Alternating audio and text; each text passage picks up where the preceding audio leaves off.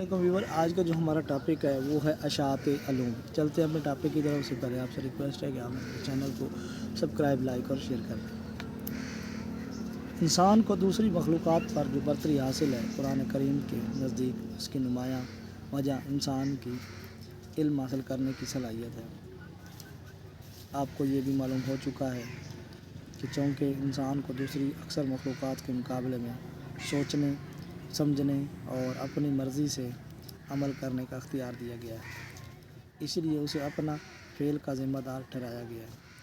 قرآن کریم نے واضح کیا ہے کہ دنیا میں جو فساد ہے وہ انسان کے فعل سے وجود میں آتا ہے۔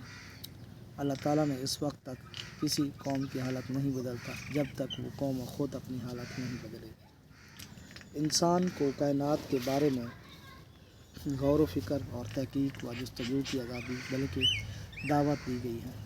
اوپر آپ یہ بھی پڑھ چکے ہیں کہ علامہ اقبال کے نزدیک امت مسلمہ کے درمیانی امت کی ایک بنیاد یہ بھی ہے کہ قرآن کریم کے ذریعے اللہ تعالیٰ نے اسے وحی کے ذریعے زندگی کے تجربات، فطرت اور تاریخ سے علم حاصل کرنے کا حکم دیا ہے۔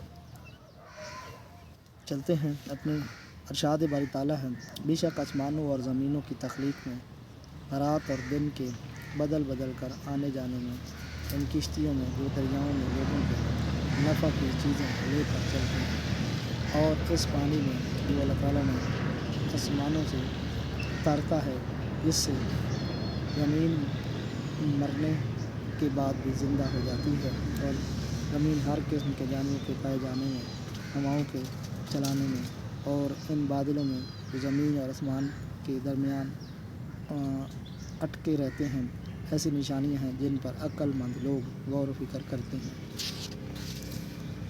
ان عقل مندوں کو غور و فکر سے کیا حاصل ہوتا ہے، اس کے بارے میں ایک اور آیات میں بتا دیا گیا ہے: بے شک آسمانوں اور زمین کی تخلیق میں اور رات اور دن کے بدل بدل کر آنے جانے میں ان عقل والوں کے لیے نشانیاں ہیں، جو کھڑے، بیٹھے اور لیٹے اللہ تعالیٰ کو یاد کرتے ہیں۔ آسمان اور زمین کی پیدائش پر غور کرتے ہیں تو پکار اٹھتے ہیں: اے ہمارے رب، تو نے یہ سب کچھ بے مقصد پیدا نہیں کیا، تو پاک ہے، ہمیں آگ سے بچا لے۔ کائنات پر غور و فکر کی یہ دعوت قرآن کریم میں بار بار ملتی ہے۔ اس دعوت کے کئی پہلو ہیں، جن میں سے چند ایک یہ ہیں: قرآن تصورات اور خیالات کی دنیا سے نکال کر ٹھوس حقائق کی دنیا میں لاتا ہے اور ان پر غور کی دعوت دیتا ہے۔ اس طرح یونانی علم و فکر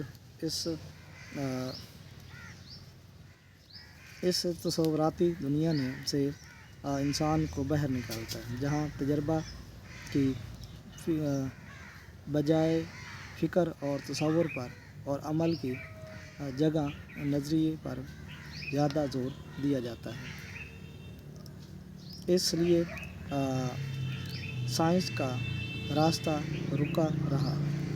اسلام نے جب تجرباتی تحریک فکر کی دعوت دی تو سائنس کو ترقی اور نشو و نما پانے کا موقع ملا۔ قرآن نے کائنات کے غور کا مقصد بھی بتایا کہ انسان کو معلوم ہوگا کہ اس کائنات میں ایک نظام کار فرما ہے، یہ کسی ضابطے یا قانون کے تحت چل رہی ہے، اور ان سب کے پیچھے اللہ تعالیٰ کی طاقت اور مشیت کام کر رہی ہے۔ توحید کا یہ تصور دراصل علم کی صحیح راہ ہموار کرتا ہے۔ شرک کا عقیدہ علم اور سائنس کی راہ میں رکاوٹ ہے۔ اوہام اور خرافات شرک کی پیداوار ہیں۔ ایک سے زیادہ خداؤں کا تصور کائنات میں نظم و ضبط کی نفی کرتا ہے۔ اس طرح کائنات میں کسی قسم کے قوانین فطرت کا انکار کرتا ہے۔ ان قوانین اور اصول کے نہ ہونے کا عقیدہ ہی مختلف خداؤں کی پوجا پر مجبور کرتا ہے اور انسان کو کائنات کی تسخیر سے روکتا ہے۔ قرآنی تعلیمات سے علم کی صحیح تعریف بھی سامنے آئی ہے۔ آج تک اتنا ہی، نیکسٹ ویڈیو ملتے ہیں۔